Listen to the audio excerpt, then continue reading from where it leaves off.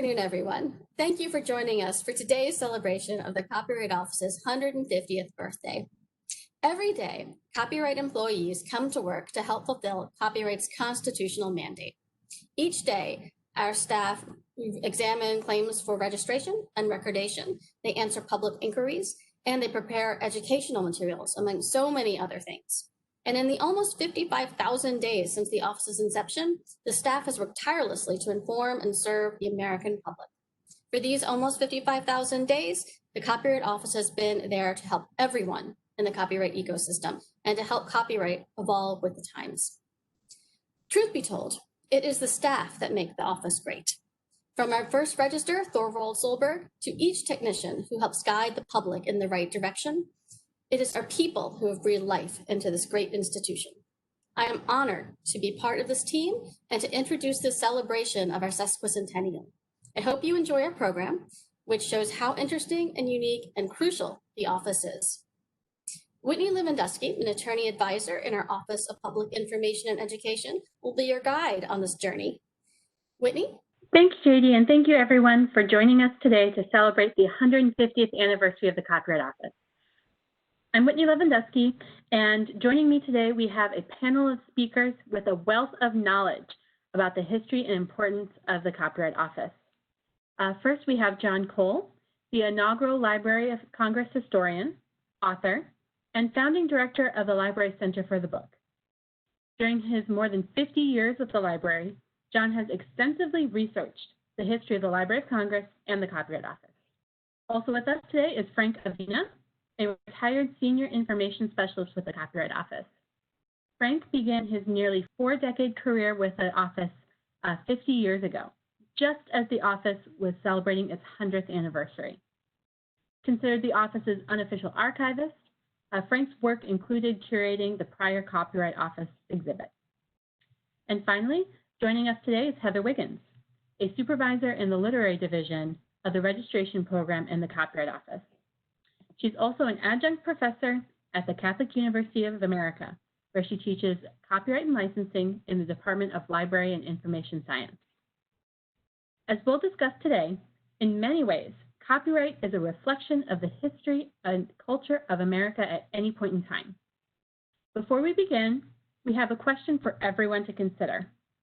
If you could build a copyright time capsule to be opened in 25 years, what would you put in it? If you have an idea, let us know in the Q&A section, and we'll share some of your ideas at the end of the event. Another note about that Q&A section, if you have any questions for us, please put them in the bottom, and we will hold the questions for a Q&A period at the end of this event. So, the framers of the U.S. Constitution gave Congress the authority to pass federal copyright legislation in Article 1, Section 8, which states Congress shall have the power to promote the progress of science and the useful arts by securing for limited time to authors and inventors the exclusive right to their respective writings and discoveries. On May 31st, 1790, George Washington signed into law the Copyright Act of 1790. This first federal copyright law was limited in scope, protecting only books, maps, and charts for 14 years with a renewal period of another 14 years. It directed authors and publishers to register works at the U.S. District Court where they resided.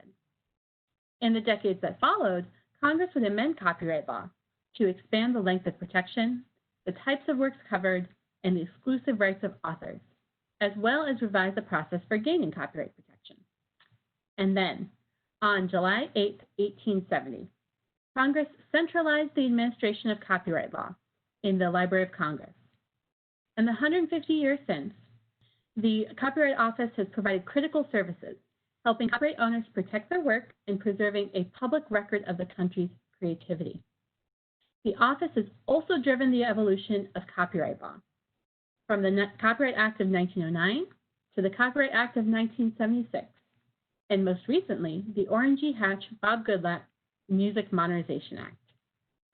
So earlier, I've asked you to share what you would put in a copyright time capsule. I have another question for you. How many copyright registrations were received in 1870, the first year of the Copyright Office in the Library of Congress? If you have a guess, put it in your Q&A, and we'll check back in a little bit later. So let's begin. Here we are, 150 years. And I'd like to direct a question to my panelists. What does this anniversary mean to you? What do you think it means to the Copyright Office? And so we'll begin with John. John, as someone who's deeply researched the beginning of the Copyright Office and was present at our 100th anniversary, can you start us off? As a librarian and as a historian, I'm really happy to be part of this panel. I have more than a 50-year career at the library, as you mentioned, and the panel represents a good deal of the research that I have done. I'm also happy to be reunited with my old friend, Frank Evina. Back in 1970, one of my first assignments as a very junior Library of Congress employee was to help out in the anniversary centennial exhibit at the Copyright Office.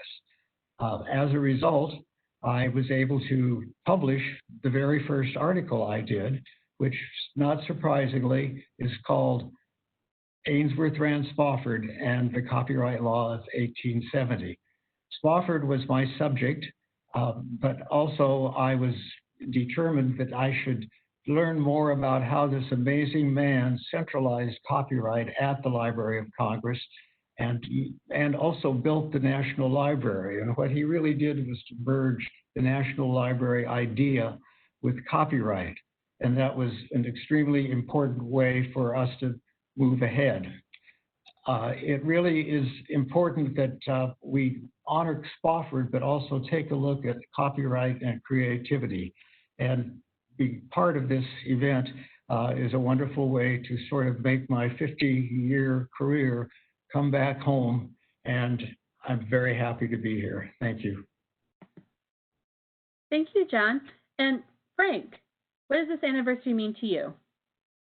I began my library career in August of 1970, just as they were winding down the 100th anniversary celebration of copyright. And I had heard so much about this department and what it meant to the library. And my first job was working in the Copyright Office mailroom. But it was not your typical mailroom where you see lots and lots of letters and envelopes. This was the area where all these creative works were coming in, not only from every corner of the country, but from all over the world. Books, music, films, maps, art, and yes, even three-dimensional objects, which I don't think Spofford could ever imagine would be coming into the U.S. Copyright Office. But these items all represent the creation of our country, our people, and the fact that it was centralized under one roof, and as John pointed out, by one man.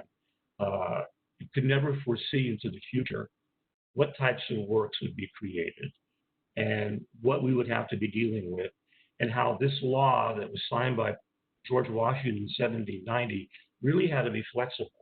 It had to change. It had to grow with the times and with the country.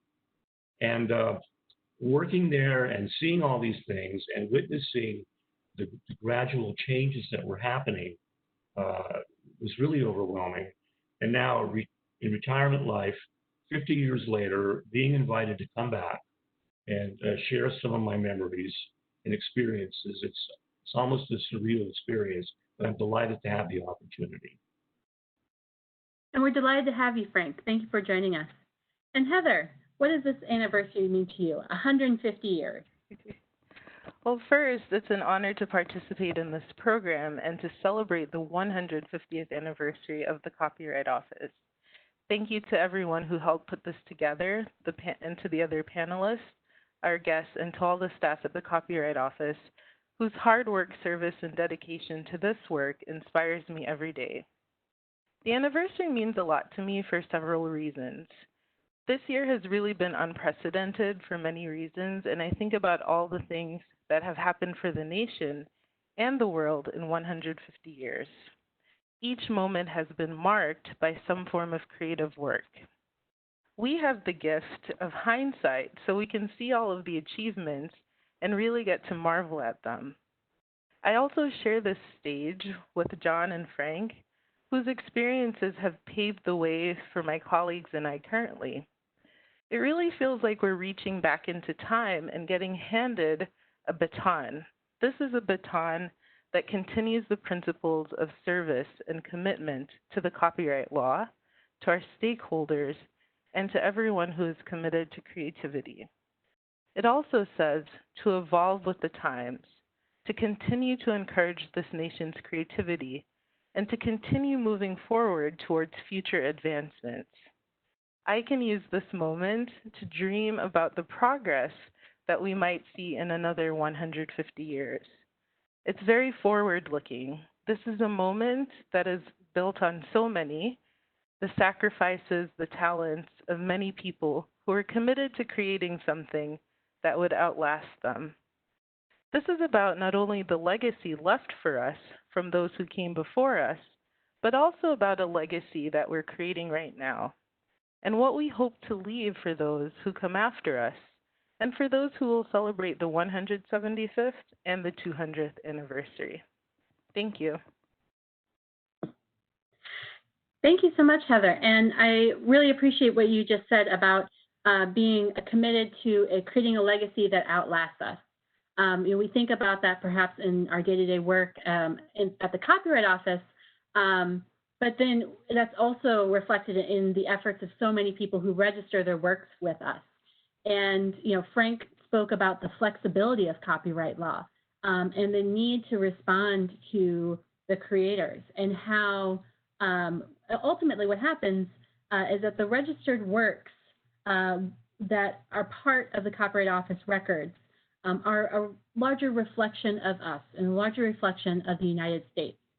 And I'd like to focus and expand on that if we could. Heather, I'd like to return to you if I can.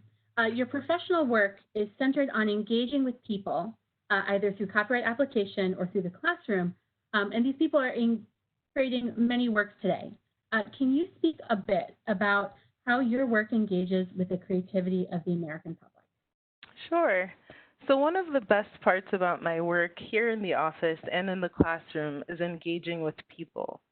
One of the beautiful parts of working in the office, and in registration specifically, is that we receive works from all over the country and all over the world. Creativity is a mental ability, and anyone is capable of doing it. And people are creating on a daily basis. And what we receive provides a snapshot of history, what is happening at this moment. As people engage in creative activities and works, and as they send things to the office, we are able to tell what's going on in the world, and we are able to see that to create is to show your humanity. So we hold these works as sacred because we know that someone out there, that this is so important to them, this piece of work. It's an important part of who they are and also who we are collectively. In the classroom, I love to see the students get excited about this topic and that twinkle in their eyes when they understand not only how creativity and copyright coexist, but how copyright is really infused in everything. And also that this is one piece of what makes up the larger cultural identity of this nation. Thank you. Sure. And thank you so much for touching on a couple of really important points. That the works that we receive are part of our cultural identity, and also holding the works as sacred and as important, because we know that those works are then important to the creators and copyright owners, as well as the American public at large. And this idea that not only is the library a reflection of American creativity, but also an important holder and keeper of American creativity, that's an idea that extends today, but all the way back to 1870. And I think, John, if I could give you a moment to expand on this idea, what we receive is a reflection of American culture. And this is part of Spofford's original vision for a national library. Can you elaborate on how Spofford was able to get this done to consolidate copyright registration with the Library of Congress? Of course I can. Let me take you back to Cincinnati. believe it or not, in 1845. That's when a young Ainsworth Rand Spofford arrived from New England, and he got a job as a bookseller. He learned so much about copyright by being a bookseller, working in a bookshop, becoming a literary entrepreneur. He brought Ralph Waldo Emerson west for the first time, for example, to speak at his bookstore. He also worked as an editorial writer, and one of his topics was the British Library, which he learned about it and how a central collection was important to it at its very beginning. His best friend was a librarian, Reuben Stevenson, who was the head of the Mercantile Library. But Spofford worked hard to learn about the culture around him. He formed the Literary Society of Cincinnati, and one of his first papers in 1854 was the history of copyright. So he was well equipped to come to Washington in 1861 for his newspaper to cover the first Battle of Bull Run. He paid a visit to the library, the tiny Library of Congress, only 7 or 8 employees in the Capitol, to meet its librarian, Dr. John G. Stevenson, a physician. He happened to be the brother of Spofford's best friend, Reuben Stevenson, back in Cincinnati. And Spofford was offered the job of assistant librarian. And he decided, we have correspondence back to Cincinnati to his wife, whether or not to take this job. Well, he took it, and he soon discovered and was motivated to start thinking about the Library of Congress as perhaps expanding to become the National Library. In 1864, before he became Librarian of Congress, he actually wrote, and I have a quick quotation for you: "The United States will never possess a public library which can be called national until Congress shall take a more liberal view of the value and importance of such a collection." Quickly developed his own talents as a nonpartisan cultural entrepreneur. He made friends with many members of Congress that he had met back in Ohio, and he put them, once he was named, first of all, his friends helped him get the job as librarian. He had to petition Lincoln to show he had the political support, and indeed he did. And this was the skill that he developed to start pushing this great idea that he had, that the Library of Congress could be the National Library as well. Combining that, once he became librarian on the last day of 1864, appointed by Lincoln, not too far from the time Lincoln was assassinated, Spofford gained support for this notion that the copyright law should be centralized as a means of building this wonderful collection that every great civilization needed. And it was important to him to centralize it at the Library of Congress. And it was a great, well, really quite a wonderful achievement. It was really on his mind as he kind of stacked the library committee to get copyright into the picture. He made a friend of Thomas Jenks, the congressman from Rhode Island who was on the patent committee, and Spofford took to him his idea, Spofford's idea of centralizing all copyright activity, registration, and deposit at the Library of Congress. The patent bill was in the midst of being revised, and the Congressman Jenks agreed to attach the centralization of copyright at the Library of Congress as an amendment to the patent bill. Spofford carefully prepared his case. He'd already talked with the head of the patent office. He had support. Jenks went with him, took Spofford's 1,600-word letter saying why this should happen to Congress, made a short speech. Everyone agreed on the patent bill with this copyright attachment, and Ulysses Grant signed that bill on July the 8th, 1870, and that was the beginning of, and I will continue my tale a little later. Thank you so much. So just from that answer, you can see how much forethought and long-term work it took to consolidate copyright into the Library of Congress. And from that, that early days of working and nonpartisan engagement with people across the federal government comes this legacy of building collections. And Frank had mentioned earlier that there is no way that Spofford could imagine what those collections would mean. So, Frank, so much of your work was focused on preserving the works that were received through copyright registration, and you were once crowned the Keeper of Kitsch. Can you talk a bit about the breadth of culture that is reflected in our records?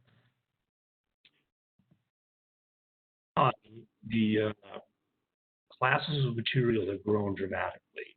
Originally, in the first copyright law, you could only copyright maps, charts, and books. And then as time progressed, the Congress saw fit to pass legislation and amendments to add other categories of work. And the interesting point, music wasn't registrable as copyright protection.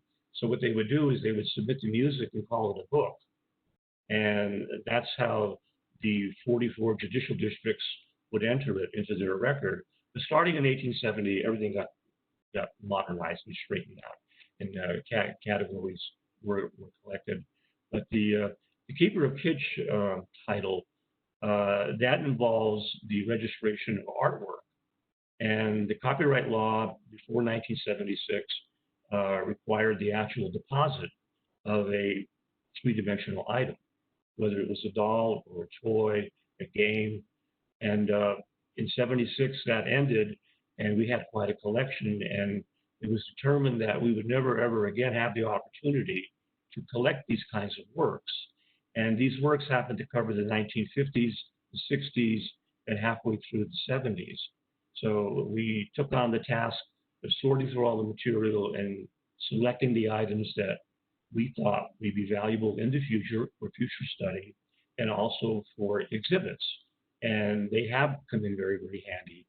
But the idea that the MIT record, this is exactly what it constitutes. The copyright deposits are the MIT record of American creativity. And if you're really looking for provenance about a particular photograph or an advertising brochure or even a three-dimensional toy, every item is assigned a number and a date. And you can research these items, and we've had a lot of individuals doing books on popular culture who have found the copyright records to be absolutely invaluable, because nowhere else is there this complete chronological record starting from 1870 all the way up to the present time. And from time to time, these records are very crucial in settling a court case. Anything that constitutes an office record, we can certify it and put the copyright seal on it. And these are crucial in litigation, whether it's an old certificate, a card out of the card catalog, or even some of our literature that we produced 10, 20, 30 years ago have come up from time to time to verify a certain policy that the office had concerning registration. You talk about the importance of the records for that breadth of copyright collections. Is there a particular work that speaks to you or stands out to you that you find in the records? Well, when we installed the copyright exhibit in 1984 in the Madison building, it was a golden opportunity to really show the scope, because many, many people would never have the opportunity to see some of these items. And a lot of individuals don't have any idea that there's so much in your everyday life that's protected by copyright. The cereal box on your cornflakes, the records that you play.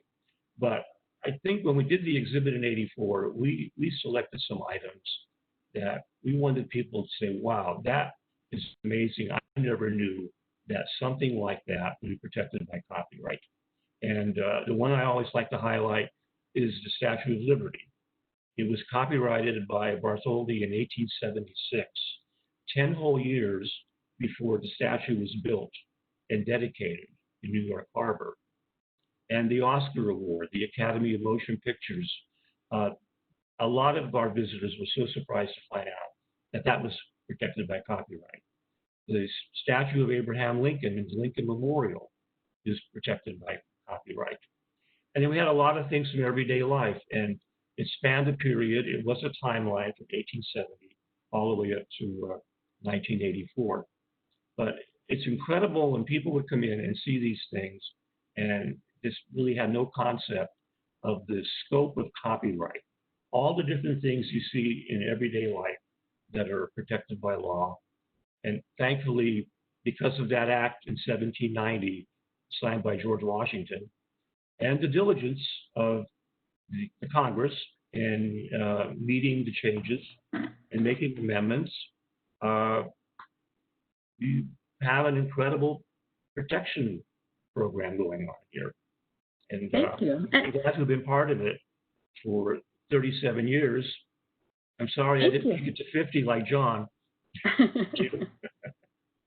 And how about you, Heather? Do you have any particular highlights that are memorable for you? Sure. Well, I love to bring students in to visit the Copyright Office. The card catalog is always a source of fascination. And really what's inside of the card catalog is really a true reflection of America.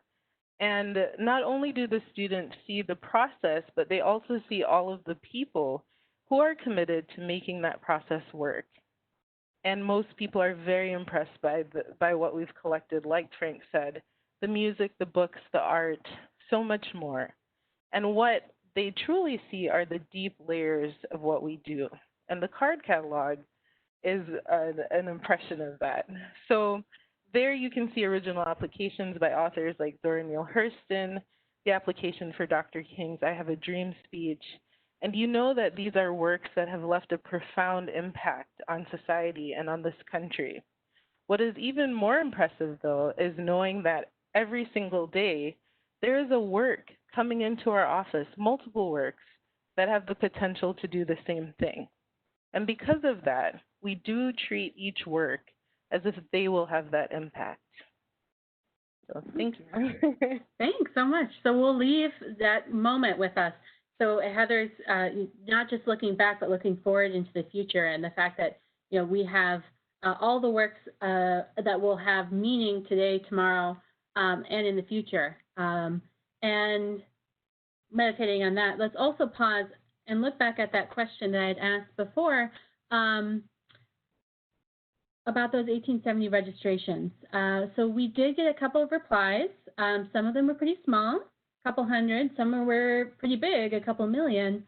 And then we had one answer that was about in the ballpark of 5,000. So in 1870, the first year that the Copyright Office was in the Library of Congress, we received 5,599 registrations. Then in 1871, we received 12,831. So you can see from that jump that the need was immediate, and the work of the office began in year one, moving forward. The next question to tickle your brain is how many categories have been added to the copyright law between 1870 and 1976, and then what were they? I'll check back in with you again. If you have a guess, you can put it into the Q&A box below. And talking about amending the law, I'd like to transition us into a discussion about the role of the Copyright Office in shaping and adapting to changes in the copyright law. And for this, I'd like to have Frank start us off. So Frank, can you tell us a little bit about the transition from the Copyright Office under the 1909 Act to the Copyright Office under the 1976 Act? You arrived close to that moment where that transition happened. What was the office's role at the time, and how did the Copyright Office shape the direction of the law? It certainly was a very special time in my life. The copyright law hadn't been revised in 67 years, and the 1909 law was certainly out of date. There was no sound recordings, there was no computer programs, no television, no radio. And I know Mark Twain had some very interesting comments about copyright law. And whenever it's time to revise a copyright law, there's always a lot of drama. Anyway, it took 67 years to revise it. The Copyright Office has an outstanding legal team who works very closely with Congress. And as John mentioned about Spofford, I think he laid the groundwork. He was wise in building up some contacts in the U.S. Congress, because certainly we require their help. But the law went into effect on January 1st, 1978. It was signed into law January 1976. So we had not much, little over a year to prepare. And it was a major, major revision. And the couple concepts a lot of people really couldn't understand at first is having protection from the time of creation. And the old copyright seal illustrated this. It was the nib of an antique pen. And the idea was that when the author lifts his pen off the paper, you're automatically protected. Even before you get the form and send it into the Copyright Office, you have rights in your creation. And the other thing was the changing the forms. The public office, I think it helped us a lot, but we had 13 different application forms, and that was whittled down to about 5 or 6 in the beginning. But it was overwhelming. You had to have the form. There was so much publicity about the law being passed. We had to adopt a new copyright seal. There were so many little details that had to be met.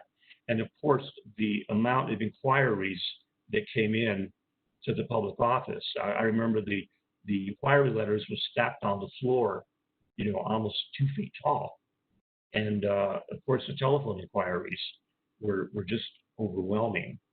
And a lot of people were still using the old forms. And they had to be returned, and we had to have them fill out the new form. The new form was confusing to some people, and then we had to have them redo it.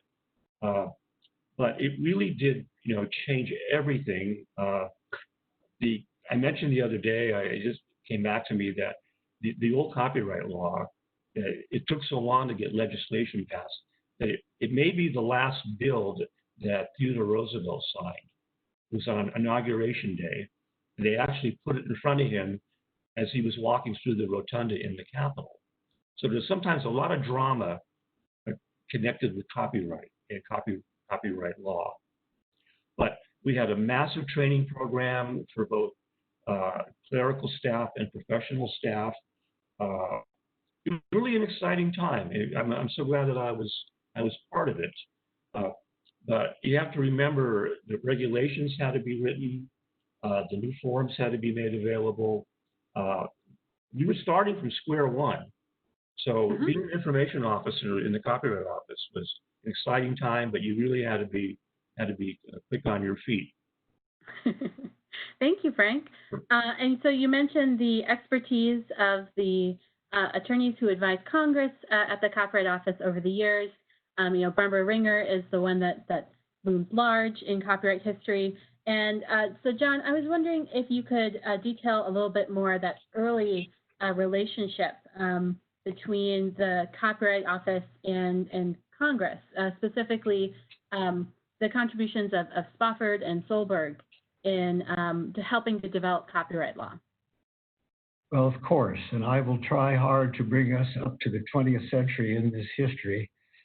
You mentioned, Whitney, that in 1870, though, once we had the law, the copyright deposits started to flow in, and Spofford suddenly had a new problem. He was out of space, and in 1871, he started it turned out to be a 20-year campaign to get a building, and the overflow was substantial. And every once in a while, he said in his annual reports, if Congress doesn't help me, I soon will preside over the greatest chaos in America. Well, he got help from Congress, not only in the collection building part of copyright, but also he was the first register of copyright. So he was balancing those copyright promotion aspects along with the space fight. none of which was easy. Not only did he rely on his congressional friends from Ohio, but he made friendships with Daniel Voorhees, who was the senator from Vermont, and also a senator from Illinois, helped a lot. But he also inserted the need for a building into the presidential addresses of 3 presidents. One was his friend Rutherford Hayes once he became president, and then the other 2 were Chester Arthur in '81 and Grover Cleveland in '85. And the new building wasn't authorized until '86. But he was diligent in his duties as the first register. And on the screen, every once in a while, you'll see a letter that Spofford wrote to Walt Whitman, trying to verify the copies of Leaves of Grass.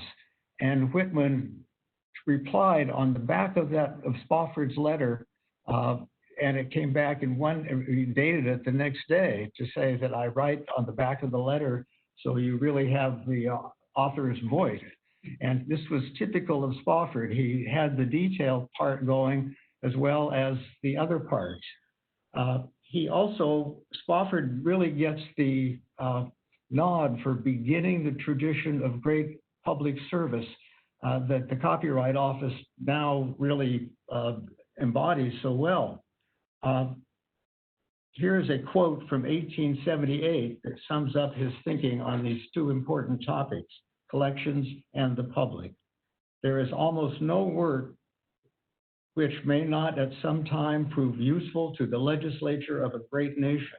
It is imperative that such a great national collection be shared with all citizens, for the United States is a republic which rests upon the public intelligence.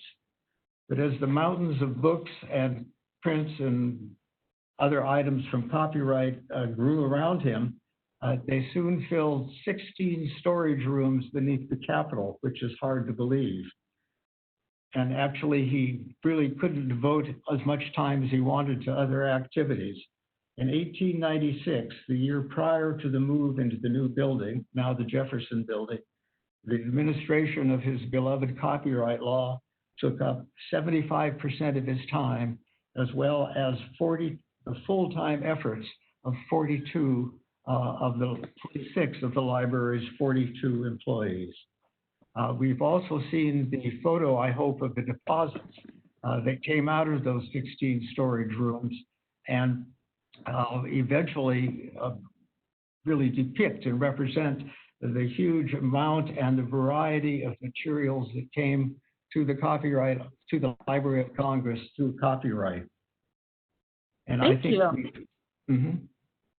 Yeah, and so that's a really great observation and story about adapting to change and engaging with congressional stakeholders and leadership across the country in order to get the needs of the office recognized. And so I'd like to wrap it up with Heather to expand a little bit from the legislative relationship and take a look at litigation a smidge. We've heard about the legislative work of the office. Can you highlight some Supreme Court copyright moments where the office is involved? Sure. So one of the key functions of the Copyright Office that many people might not know about is the role in providing advice to the courts and other agencies on issues of copyright law and policy, and also in helping to prepare documents such as amicus briefs for cases in litigation. There are a number of extremely important cases that have gone to the Supreme Court, and the office has provided vital input. To put things in perspective, the Supreme Court gets petitioned about 7,000 to 8,000 times per year to hear cases. They hear about 100 to 150, and between last year and this year, there have been at least 3 major copyright cases that they have chosen to hear. That's a very big deal. Examples are the Fourth Estate case, in which the Supreme Court unanimously ruled that registration of a copyright claim has been made not when an application for registration is filed, but only after the Copyright Office has processed the application and registered the copyright. The office has also filed briefs in the Star Athletica case versus Varsity Brands, and more recently in Google versus Oracle, which is a major case that has very serious implications for computer programs, software, and fair use. And there's so many more. There's a really great list, actually, of these briefs in the amicus briefs archives on our website. I would like to point out that our website is replete with valuable resources that can help someone who is new to copyright all the way to those seasoned professionals. It is also worth pointing out that the office has a very lovely tool called the Fair Use Index.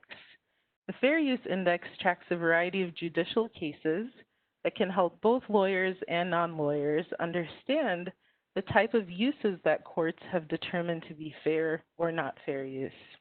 And while that's not a substitute for legal advice, it is a great tool. Thank you. Thanks so much for highlighting the wealth of resources that the Copyright Office has. It's materials that have built up over 150 years and refers to that long of expertise that we've developed over time. So we have a bit of a video. We wanted to provide a moment to show the intersection of creativity and copyright within the work of our staff.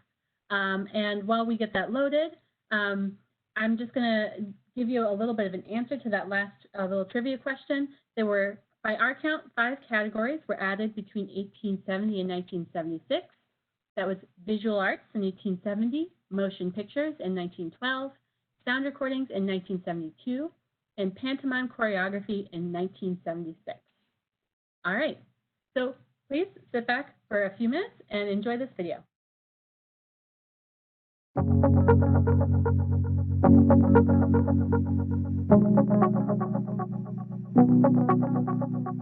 "150 years ago, the Copyright Office became the place to register claims to copyright, record information about copyright ownership, and obtain copyright information. Since 1870, we have solidified our role in the nation's copyright system, providing impartial expert advice on copyright law to Congress, the courts, other federal agencies, and importantly, you. With about 400 employees across 8 divisions, Copyright Office staff represent diverse perspectives, backgrounds, interests, and abilities outside of those required to perform their daily work. We are musicians, visual artists, writers, photographers, actors, and fashion designers, to name a few. Along with our creativity, our deep knowledge of copyright helps inform our daily work here in the office as we answer your questions, examine your claims, and process your physical and electronic deposits.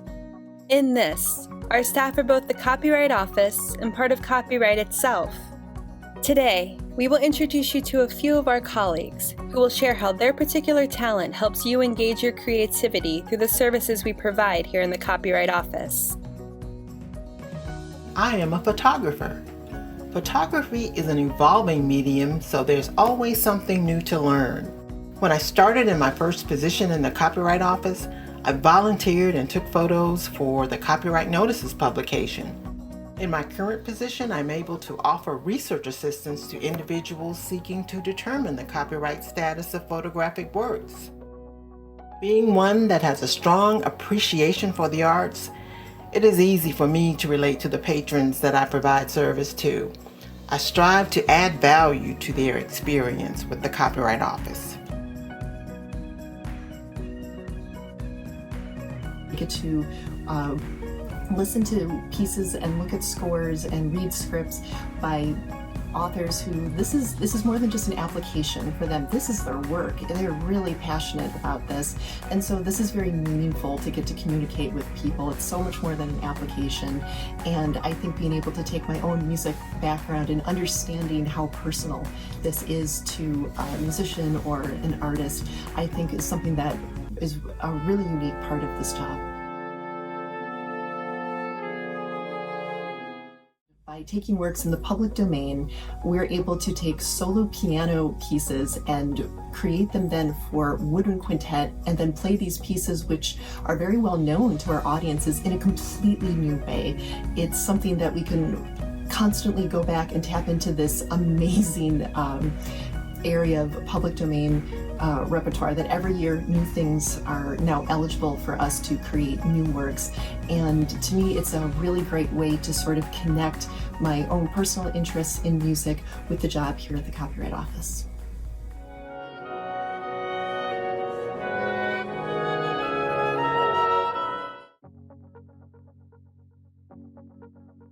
I engage with my creativity as a photographer and as a painter. I make art about things I love, the mountains I grew up in, my family, friends, and travel. I joined the Copyright Office because I know that creators are crucial to our economy and to the creation of our shared history. In my role as a public affairs specialist, I get to do just that by helping creators understand copyright law through blogs, tutorials, tweets, and events like this one.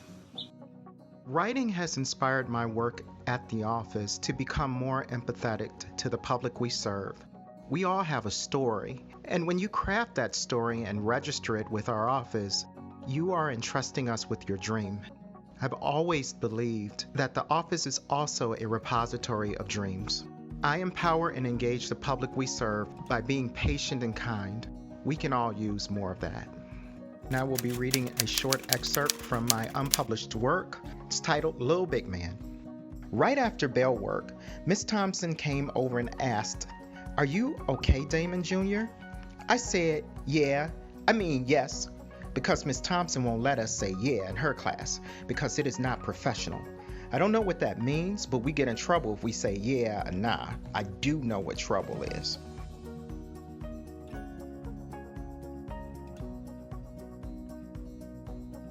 I am a musician, a violinist, and violist, and back in the day I went to music school and conservatory. But these days, what I really love to do on the weekends is teach Suzuki violin to young children. My students range from ages 3 to about 12. And one of the things I love about teaching and I find really challenging is learning to break down these really difficult musical concepts for students so that they have the skills and knowledge that they need to express themselves creatively. And I see a really strong parallel between that and what we do in the registration program. So when we communicate with applicants, we're often explaining really complex copyright concepts to help educate the applicants so that they have the knowledge that they need to protect their work.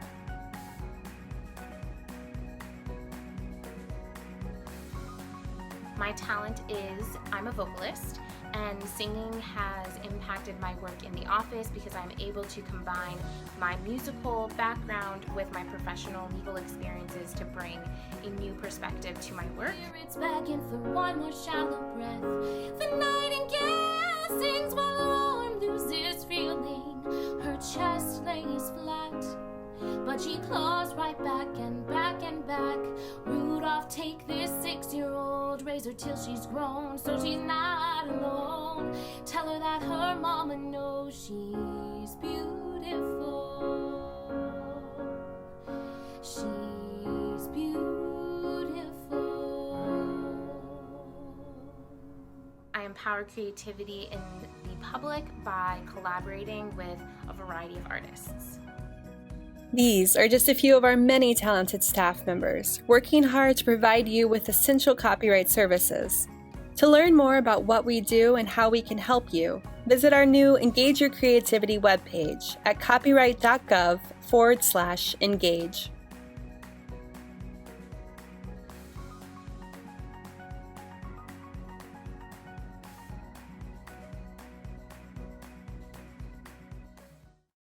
This video highlighted the intersection of creativity and how that inspires our staff in their work.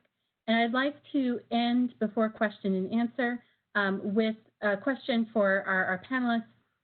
The purpose of the original Copyright Office exhibit was to remind staff of the importance of our daily work. What do or did you carry with you to help reinforce the work that you do? Heather, would you like to kick us off? Sure. I really think about the larger ecosystem, so the creators who are submitting their work for copyright, but also the people who work in the office, like you saw in the video, who are also creators. We want people to know that their work matters to us because it does. We are creating something that lasts, and whether we don't know what the future holds, but we do know that there is something very beautiful about the innate ability of human beings to create. I look at everything that our office receives from all over the world, and what it tells me is that people want to write, to sing, to dance, make music, record, and document our collective human experience. It does start in our imagination, and for some people that just builds up to the point where they have to get it out. And when they do, we're saying, send it to us, we want it. So I carry that with me every day, and I'm also very encouraged every day and in awe of my colleagues, their commitment to service, their love of creativity, and their ability to ensure that for thousands of people out there, that their dreams do become a reality. So thank you very much for this opportunity again. Thank you so much, Heather. That's a good, thing to carry with us. And John, final thoughts. Well, I can't help but wondering what Mr. Spofford would think about if he had seen what we've just witnessed and felt about the wide variety of things that are undertaken with copyright. In his day, he barely was able to look around. He was so busy. As I mentioned, he was the first registrar, but he also worked hard to get the registrar's position in the Library of Congress separate from the librarian's position. And that happened in the 1897 reorganization of the library.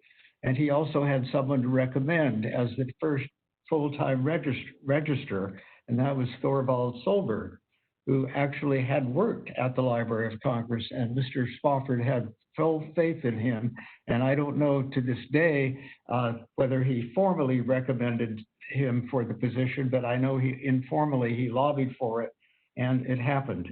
That was his sort of gift to the future, was a full-time register of copyright and a full-time office that gradually grew and now has expanded in such a way that I think even Mr. Spofford would be amazed. Thank you, and thank you again for the emphasis on public service and legacy.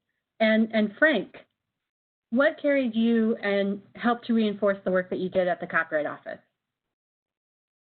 Well, I spent my entire library career in the Copyright Office, and I always said I was never bored. And I was so grateful for the opportunity to work in various sections, and finally ending up in the Public Information Office and getting to meet these individuals face to face as they brought in their creative works, and of course on the telephone. And then working on the exhibit and having the opportunity to have some input on what we could put out there and to show to the American people when they get off that elevator to go to the Public Information Office and see the variety and scope of creative works that Americans have presented. And also, I mentioned before, the preservation of these documents going back to 1870. There were no application forms to fill out until 1900. And very often deposits were kept with the application. And with the Junior Fellows Program, digging into this collection, the fact that the library preserved these for so long, we found incredible treasures that were never cataloged, never selected by the custodial divisions. And luckily, they still survived, mainly because of copyright. And to be part of that as a historian and a collector, it's a memory I'll always treasure. I was very blessed. Thank you so much, Frank. We hear preservation, legacy, the future, creativity, all touchstones that we can carry with us beyond this webinar. And so we've just two more points before we'll let you go.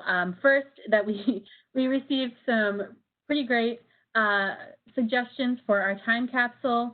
I'll just highlight, we've got everything from a Betamax to Black's Law Dictionary. So we appreciate the wide variety and the wide range that those two examples suggest.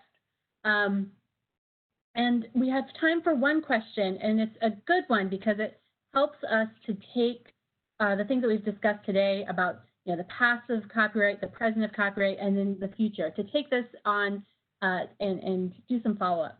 And so I have a question for all panelists here. If you have you're someone who is interested in learning more about copyright, what type of books or resources would you read to learn more about copyright or the history of the Copyright Office? Whitney, I would suggest that they come right to the copyright website because it has so many useful information. Even just in the About section, you can learn a lot about the history. And then you can look at our circulars for a more easy to understand guidance on some of the more complex topics. But the whole website, there's even a video series that you can watch that has small snapshots about topics like fair use. So that would be my starting place because it is the source. So go to the source. Sounds good to me. And how about you, John? I think we've got another go to the source answer here, but what resources should people read if they're interested in learning more about copyright? Well, I would have to go with your website, of course, which I've learned about in the process of being involved in this wonderful program. I've been interested in the history of copyright from, as I said, I came to the Library of Congress and worked on that exhibit. And I have to say that I have written a few articles about the history of copyright, but I've not continued that interest. And I would encourage people to look at actually the Library of Congress's. We have a small history of the Library of Congress part about the Library of Congress on the library's website. And that will give you some references to some of the written material about the history of copyright. But I've been thankful to be able to be here to try to make the overall point that today's Copyright Office has an important history, and that I think it's the perspective of a historian and the futurists that we're talking about that come together. And so we can't forget the history, but we have to concentrate on the future. And that's really been, I think, a successful part of today's program, and I'm grateful to have been part of it. Thank you. Thank you, John. And I would be remiss if I didn't also highlight some of John's published work, which is focused around the 1870 to 1890s time period of the Copyright Office. So those publications have a wealth of information on early copyright history. And finally, Frank, any reading suggestions? Well, I agree. The website. I'll make it 3. I know back in the old days when I was in information, we really put a lot of effort into our publication program. But when I see what's evolved over the years and even this program, what better place to learn more about copyright and also to contact the Public Information Office. It's amazing how much those people know, and that would be the best source. But the publications are really outstanding, and I'm really amazed. It's 13 years what has evolved in my old job, and I'm delighted to see that. Great. Well, thank you so much, Frank, and thank you to all of our panelists. Thank you to John. Thank you to Heather. And thanks to you, our audience, for joining us today as we celebrate our 150th anniversary. As we mentioned, this program will be made available online. And you will also please check out that copyright.gov/engage. That is our campaign to commemorate 150 years. And thank you again, and have a wonderful day.